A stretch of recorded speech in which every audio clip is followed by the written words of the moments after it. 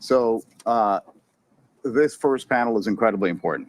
We're going to be talking about real life experiences of transitioning from an active duty military career to a civilian career, and that transition can take a lot of forms. In my case, for example, I served from 1983 to 1990 in the United States Air Force.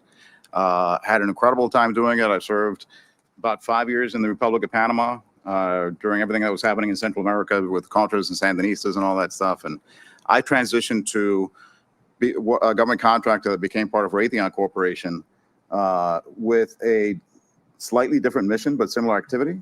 I went to do counter-narcotics activities in Latin America. And then from there, I went on to the telecommunications industry for about 10 years before starting my own company 20 years ago.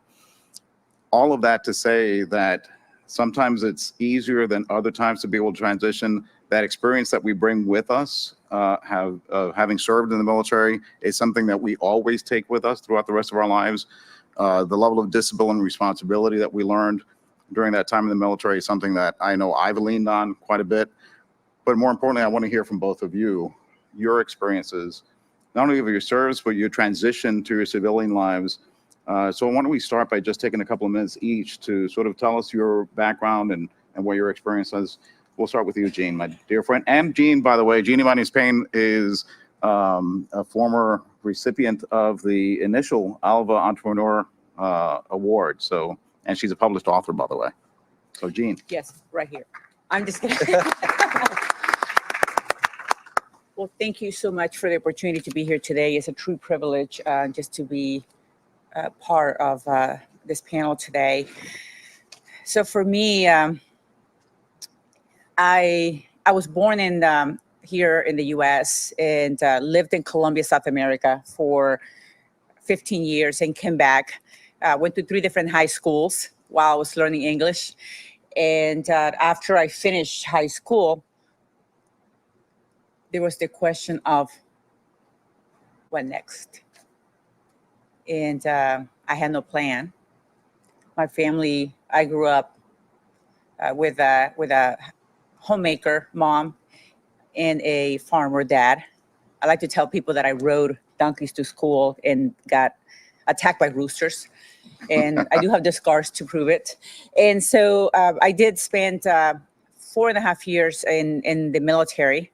And then from there on, I spent 15 years in the corporate world. And I went on to start my own business. And I have never looked back. So I'm very excited to be able to share my story. Thank you, Gene. David? Hi, everyone. My name is David Flores. I was born and raised in East LA. And if any of you know the area, yes, I get a lot of like Vatos Loco for Life type of thing. It's just the neighborhood that I grew up in. I was raised by a single mom. Had a very weird relationship with our father, so was raised by a single mom. Went to high school. I was fortunate enough to always make it into the AP classes and test into them, but I lacked complete discipline to actually do the work. And when I got out of high school, my best friend and I decided to maybe look at alternatives. So we decided to join the military. Why the Army? Because, well, everyone was joining the Marine Corps. In East LA, I feel like 90% of the people that join the military go into the Marine Corps just to try to stay nearby in San Diego somewhere. But so we decided to try to be different and be cool. And somehow I decided to join, be an infantryman and a paratrooper at the same time. I got out of active duty about 4.5 years later. I also went into the California National Guard, where I served as a human intelligence collector. It's a nice way of saying interrogator, if all of you know the acronym in the lingo. So I did interrogations for 3 years in the military with the California National Guard. And in the meantime, I went back and decided to get leverage my GI Bill, get my education from USC, as you can tell by the tie. And I got a degree in accounting. Why? Just because everyone was hiring for accountants. There's no big self-revealing idea. It's just I saw people doing accounting. Sure, why not? It seems fun. And got into tax because of a vet who actually runs EY's veteran initiatives, Paul Estrada. He was in state and local tax, also happened to be a paratrooper, also happened to grow up like down the street from where I did. So it was a really weird time when I met him. And yeah, I've been doing it ever since, almost 10 years. And I'm a senior manager with RSM. So David, as a New York Mets fan, I'm happy to say congratulations to the Appreciate it. Dodgers. About time. Yeah. You know, no one gives us the 2021, and that's fine. That's good. Congratulations. So let's move to maybe a difficult topic. Okay. Which is there's an emotional, psychological toll in many cases going from an environment where you're told every day what to do, where to go, how to dress, etc., and then going into a civilian life where it's much less rigid and structured. And then also, I know there are experiences of during our service that can be challenging, that can leave scars. So why don't we talk a little bit, we'll start with you, David, about that emotional and psychological toll.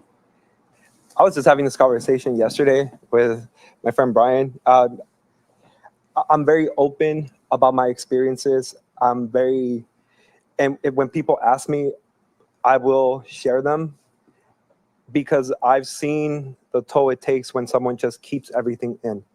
And while I may be an oversharer and sometimes say way too much, I just found that that's the best way of coping with all these memories that I have and experiences. So one of the things that we talk about emotional scars and all that, I have buried over 10 different friends that I served with. And not counting the people that I've known that unfortunately have taken their lives over the past couple of years. 2 of them actually just within the past month, as I was mentioning to Brian. Why? I don't know.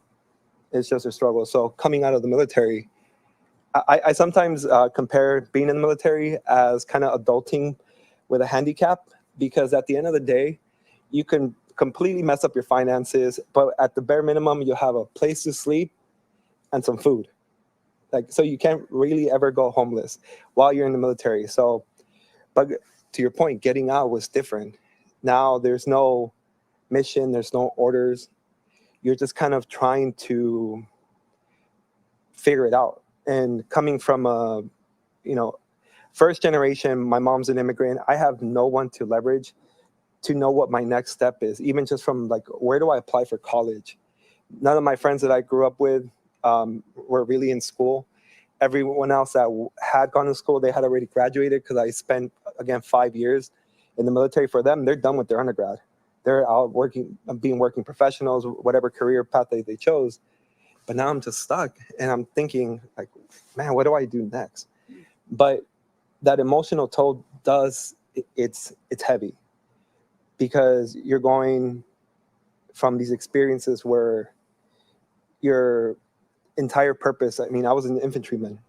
My entire purpose was to run into the door, clear the house, shoot, move, and communicate. That's all I ever did. And that's all I've ever thought about. And now I have to think about tuition. I think about what class am I supposed to take? How do I transfer out? And a lot of that I was able to just kind of deal with by relying on the battle buddy system and being as open as I'm trying to be now, just not keep anything in. So that was one way of me dealing with my transition, the memories that I carry, and the names that I hope to honor throughout my life, because I have the opportunity to be here. Thank you, David.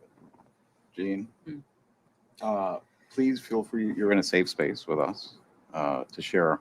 And I know you have trauma that you are doing an incredible job working through as well. Mm-hmm, mm-hmm.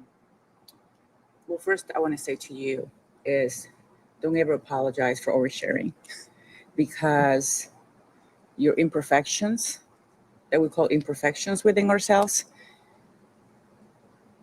are helping other people. Well, my experience was, I think when we're coming out of the military, everybody has a different level of trauma. And I grew up in a culture, Latino culture, with a father. I did have a father figure. but he was very psychologically abusive. And so I went into the military when I was 18 years old. I chose the Navy because that was the only recruiting office that had somebody there that day. Everybody else had gone out to lunch. So for me, it was a survival story too. Coming from Colombia and being with, my father sent me to the U.S. I didn't know anybody. So one chapter of my book says that after 3 days you smell like fish. I don't know if you come from the Latino culture. There's like después de 3 días huele a pescado, and that's kind of how I felt. I went to three different high schools, and then I think joining the military wasn't out for me. And yes, I had a really different experience. I like to say that my military experience was very crummy. I was sexually abused, assaulted, and harassed for 4.5 years. And that left me with a lot of emotional scars. And so what I also see is many veterans coming out. And instead of us getting help, we choose to be brave and not want to tell anybody about it. I did that for 21 years. It didn't work out so well for me. And so part of what I always hear is companies talk about, we're veteran friendly. I want to be, I am your next career path. And I'm a business owner. We're a veteran friendly environment. And as I look back in retrospect, I'm thinking, while it's nice to have a veteran friendly company, I want somebody who's veteran ready, because we bring a different kind of baggage, good, bad, ugly, however, to the environment. And people meeting us where we are and having that ability to be vulnerable. Like, for example, having an employee that says, you know what, Gene, well, let's not even talk about employees. Let's just talk about in first person here as a CEO. There's many times that I was just really doing really bad mentally, emotionally, and I would say, I need a mental health. I need a couple of hours. And also anybody who has gone through some trauma or PTSD, for me, it was very difficult for me to work with males, but I never said that to anybody.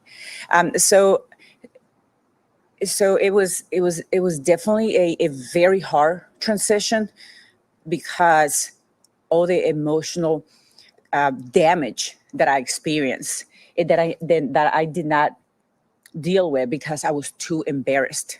And so for me, it was coming out of the military. It was even like a private escape. It was my own little secret that nobody knew about. So all of that to say that being able to deal with that trauma, that experience, takes different forms. Yes. Right. And we all have to lean on some level of support system or others or professionals to be able to help us cope with it and overcome it. And if not overcome it, at least being able to manage it. So I know part of your experience, Gene, was writing this book was cathartic for you. But then I know you also have leaned on other professionals along the way. So do you want to share about that? Maybe tell us about the book too.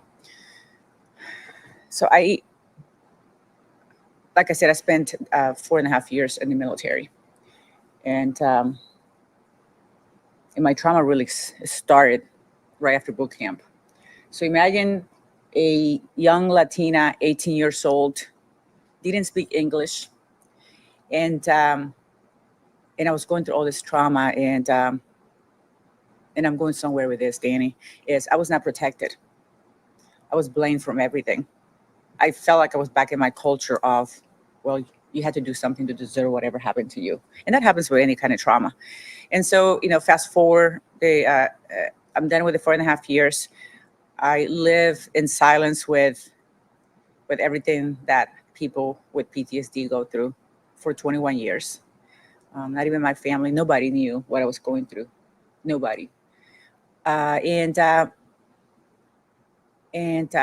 one point, I realized that, and the name of my book is Reclaim Your Worth. And I realized that this was a battle for me to own.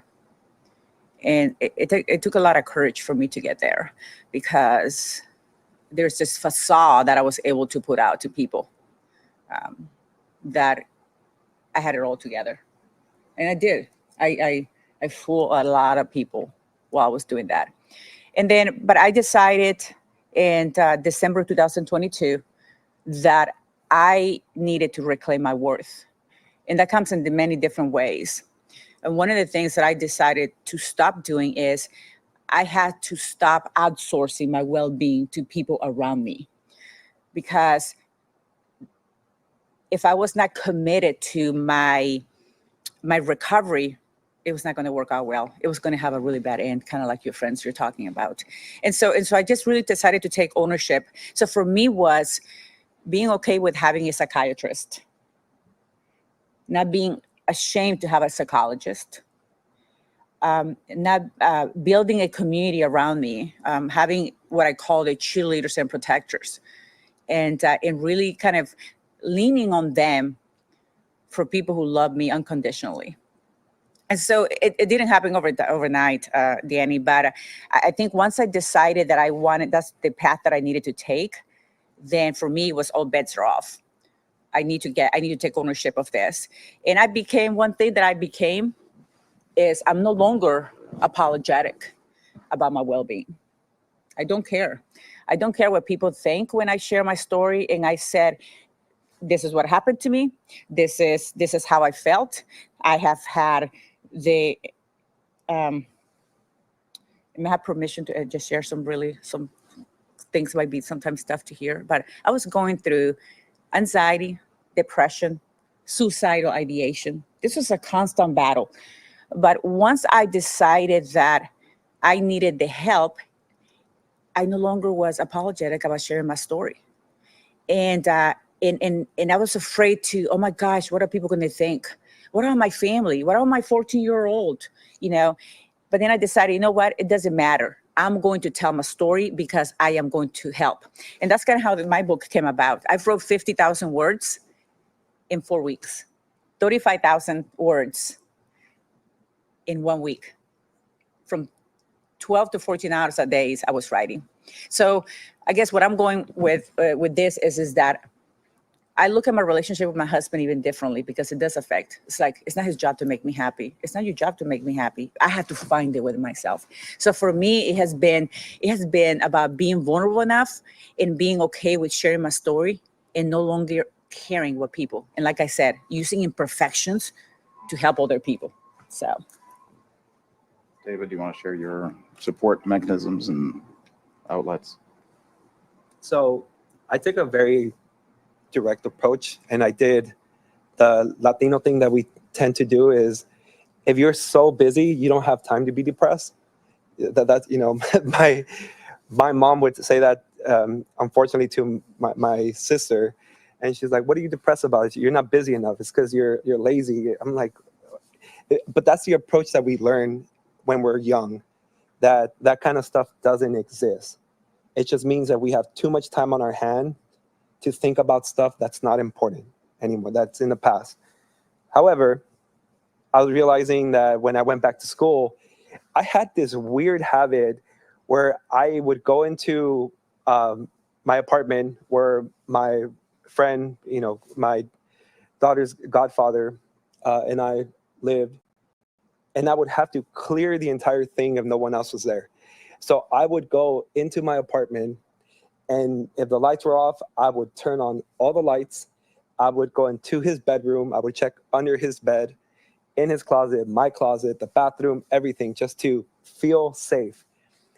Luckily, during my time in community college, I took a psych class, and one of the professors happened to be a veteran. And he kind of figured, like, we talked. I shared a lot of my experiences. He's like, this is your research project. Research PTSD and how to solve it. And there's two approaches. One's avoidance. You just kind of don't do something and you completely avoid it.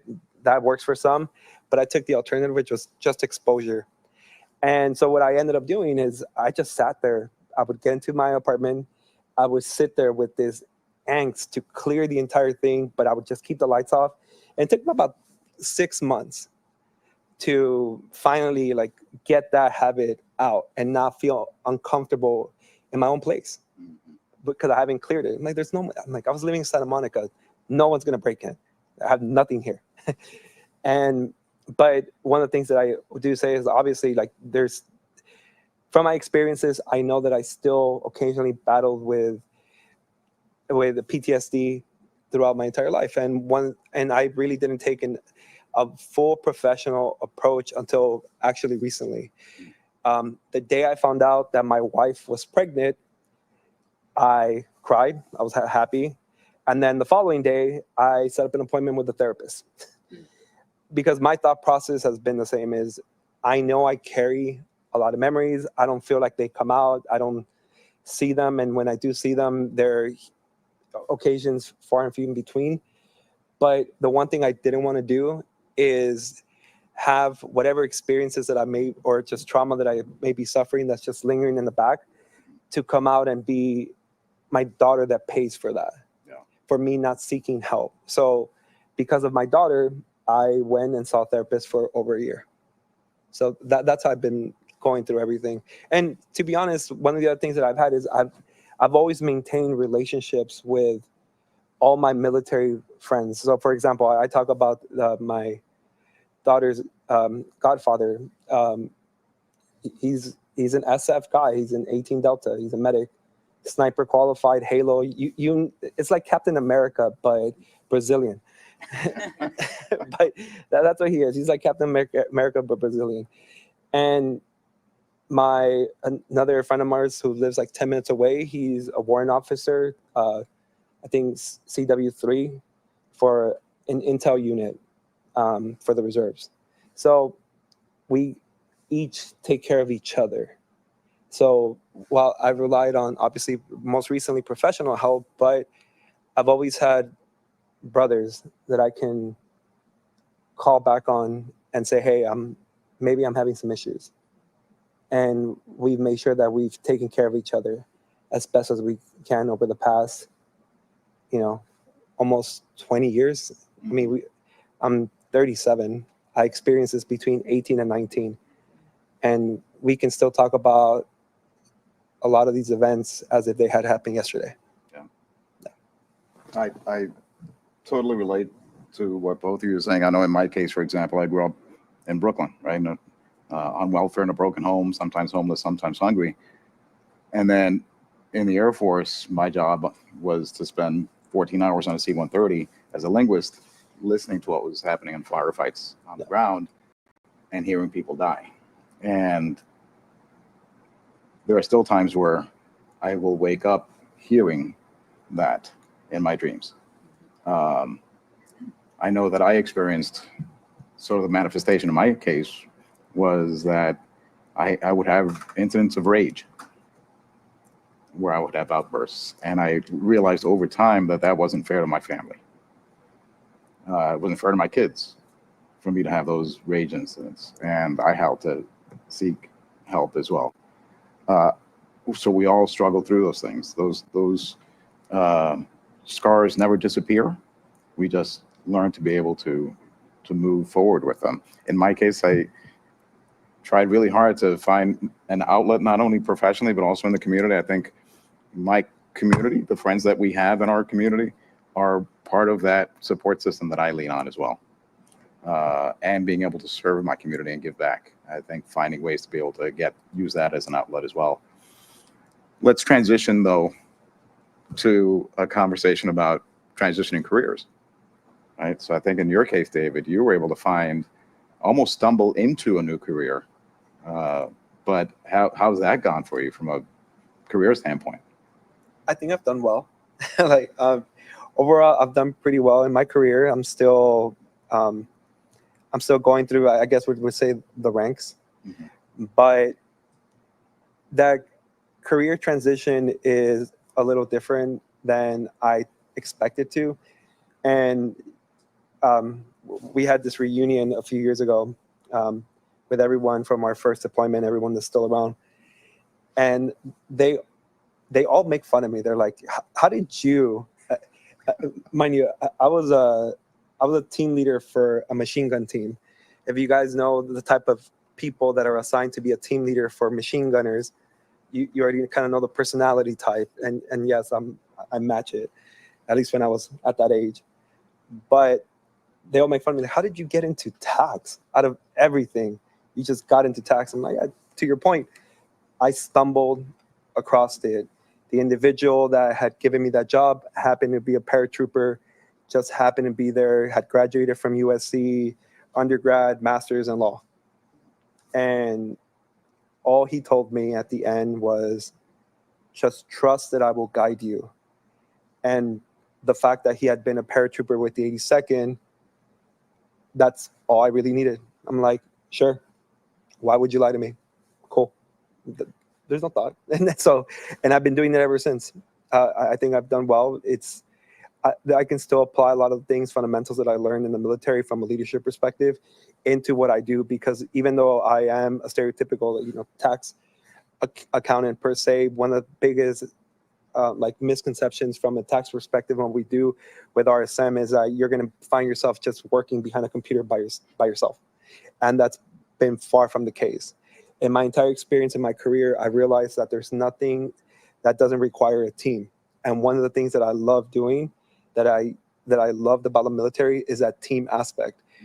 You win as a team, you fail as a team, but your team has to be the most important thing in anything you do. So the team has to come above the firm, the clients, everything else. They are my number one responsibility.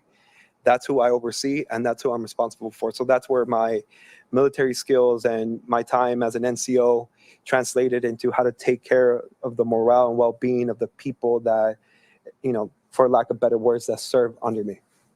Did you lean on any GI Bill, VA benefits, anything like that? Oh, yeah. Anything that I can get my hands on, I did. And one of the biggest things that was hard is when you're transitioning out and you're trying to figure out the GI Bill, there's better ways of doing it. If there's a particular degree that you're trying to get, if you're trying to get a PhD or a master's, there's better ways of leveraging it. However, I wasn't aware of it. I was just told, sign up for this, do it. And had I known better, I probably wouldn't have signed up for it until I got to my 4-year institution versus using a lot of the benefits up in time at community college.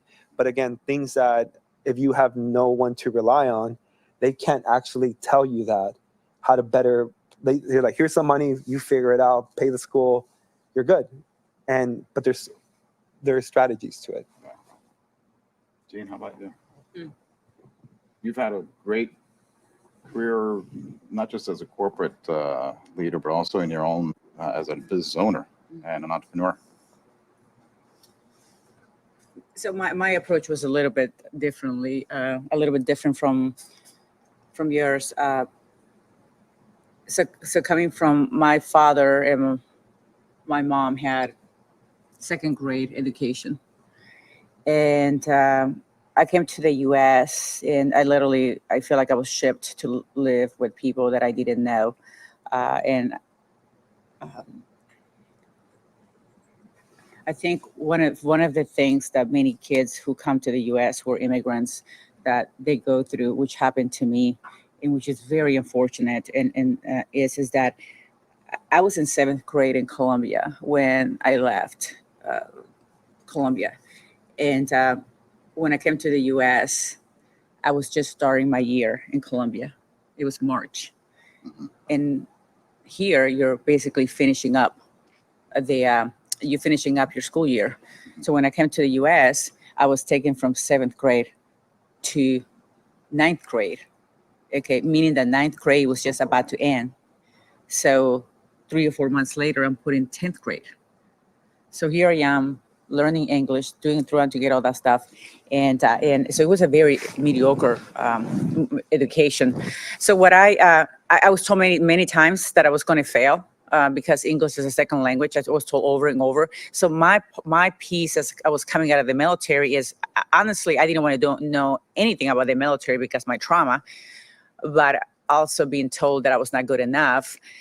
It was kind of trying to find my way. But I did go to use the GI Bill. I got my bachelor's when I was in the military, and I got my master's when I left the military, and then I spent 15 years in the utility industry. And I don't know why, but because I think I was told so many times I was going to fail and I was not good enough. I was driven so much to prove people that they were wrong. So I was on my path to, I'm going to be in the corporate world and I'm going to be the best I can. And I'm going to move up this high. And then I left the corporate world because it was not for me. And I started a company. And the same thing, people told me, you're going to fail as a business owner. How can you be leaving behind almost a $200,000 salary to zero overnight? And I did that. And it has done well. 10 years later, it has done phenomenal.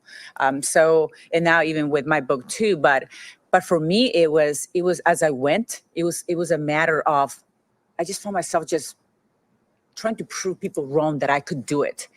And that kind of was basically my strategy. But now, healing time, looking back, I'm taking a different approach.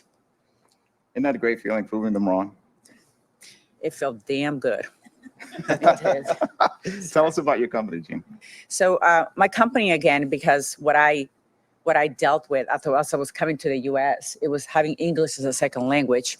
One of my first performance evaluations, and by a Fortune 500 company, I was told that once I learned how to speak English, I would be the perfect employee. My husband was an officer, and I was asked several times that he was asked, hey, I know your wife is Latina, so do you think she would be interested in coming to my house and cleaning my house? So this happened many times. So for me, it was this thing in my head about how can I create something about which mission is to help people work better together. So that was my big thing is to create something that was going to help the culture of organizations. So what my company does is literally is human capital optimization. We're focused on improving cultures. We are hired by corporate to come in and look at their policies, process, and procedures, and really analyze the qualitative and quantitative aspect of their company. We have created our own software now where we're not using anybody else's tool. Now we use our own software to analyze the culture of organizations. So. And award-winning. Hmm? And you're an award-winning. Yes. Company. So I guess that takes us in that next conversation. So what's next? What's next in your career? What's next with your plans for your own personal growth and journey? What do you hope to do in the community? What are your thoughts? I'm very active in trying to help as many people out. And I guess short term, I'm doing my master's right now as a working professional, and I should be done next year. So I'm very happy about that because now my wife won't be the only one with a master's there. Yeah, she's obviously the smart one. Why she chose me, I have no idea. But I'm working with RSM right now and collaborating and trying to build out our industry focus specialty group that we have within RSM, and it's relatively new within the firm. So helping build that out. The thing that I love most, building out teams, hiring, training, and getting them ready so these individuals can best serve their clients. In the long term, it's something I shared with Brian earlier yesterday, is, as I mentioned, I joined the military with my best friend, right? And unfortunately, he was shot and killed in an ambush in Iraq 2 weeks after his 20th birthday. And one of the best ways that I can explain what I want to do in the long term is kind of by referencing the movie Saving Private Ryan. You ever seen The Old Man? And he asks his wife 2 questions. He looks back and says, tell me that I've lived a good life and tell me that I've been a good man. I want to strive to be that. And I want to get old. I want to have grandkids. I want to see my daughter raised, be a beautiful woman. And I want to look back and really say that while the passing of my best friend is a tragedy that I will carry for the rest of my life, that at least in my final days, I can look back and say I was a good man and I did make a difference. Gene? I don't know you, but you're a great man. Appreciate it. So I think I spent a vast majority of my life suffering mentally. And I have built a beautiful company, and I have an amazing team now. The company is growing, and they're really taking care of the company. And I feel like what I'm kind of doing now with my company is I'm working on my exit strategy. And so in the next 5 years, I'm looking to sell the company. And what's next? I'm enjoying life right now. I think I'm the most content that I have ever been. And when I look in the mirror, I praise, I don't judge. And the book has done amazing. I mean, it was a top seller in Amazon within 2 weeks of release. And my next step is to form a foundation in 2025. It's going to be called Reclaim Your Worth. And my goal is to use that foundation to create awareness around sexual trauma in the civilian community and in the military community. So, but right now I'm just enjoying the moment of being mentally healthy. And I feel like everything that I'm doing, even having this conversation, I feel that is healing. And so I want to continue doing more of that. Thank you, Gene. And for those of you that don't know, that military sexual trauma is a thing that affects not only women, but also affects men in the military. And it's something that we do need to shine a light on more and more. 5 women and 4 men daily are sexually abused in the military. And its sexual abuse numbers are underrepresented by 3 to 4 times. And we do need to see changes in our chain of command and how we deal and report these things. So I'll close by saying this. I think it's important that we find ways to be able to make a difference. I think everyone can make a difference. One person can change the world.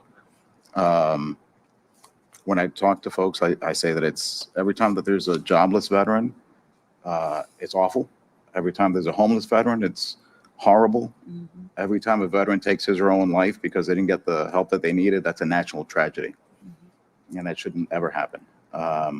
We've been fortunate to partner with America's Warriors Partnership for some real world frontline support, Face the Fight Coalition to start to end veteran suicide, but we can all be doing more. So every time I see someone, I tell them, thank a veteran, hug a veteran, but hire a veteran. Those are all important things to keep in mind. I think we have time for maybe one question. If anyone has one question from the audience for our panelists at all. Yes. We'll get to Marianne. So thank you again for your vulnerability and your honesty. Really much appreciate it. Marianne with the Congressional Hispanic Leadership Institute. One of the things that you mentioned that kind of really stuck with me, and I'd love to have your recommendations, is how do companies or organizations be veteran ready? How do they actually, what do we need to do that besides just putting up a cool poster that says veterans are welcomed? What do you recommend? Well, we bring different needs to the environment. So I think the first aspect really starts with the hiring process and making, we talk about, I want people to bring themselves to work. But the question to you as an organization, are you really ready for me to bring myself to you to work? And so, for example, if somebody's going through maybe some PTSD, or they have some injuries, well, what do you need in order to be your best self? If you're having, if something happens in the workplace, like for me, one of the triggering things was working with man, and it would take just one thing to take me from 0 to 100. And so, I think feeling vulnerable and say, you know what, today I need some space, mental health. Can I work from home? Yeah. And I think it's just having that open conversation with your employees, or even utilizing the ERGs. The veterans ERG employee resource groups, to have those kind of conversations so they can speak up and say, this is what I need from you. Thank you. Anything else to add to that? I think, and using our firm as an example, I think one of the best ways to have companies be ready to welcome in vets is what our firm is currently doing. And what they're doing is they're taking a very proactive approach and finding and connecting with organizations that are that are tailored towards veterans, because they already have the data, they have the numbers, who they need to help, who's asking for help. And instead of one firm just trying to take it on by themselves, like, I'm going to change the culture of this firm to be better and ready, really leverage the organizations that already exist, that their entire focus is to help vets. You want someone to have your company get ready to welcome in more and more vets, go talk to a veteran organization.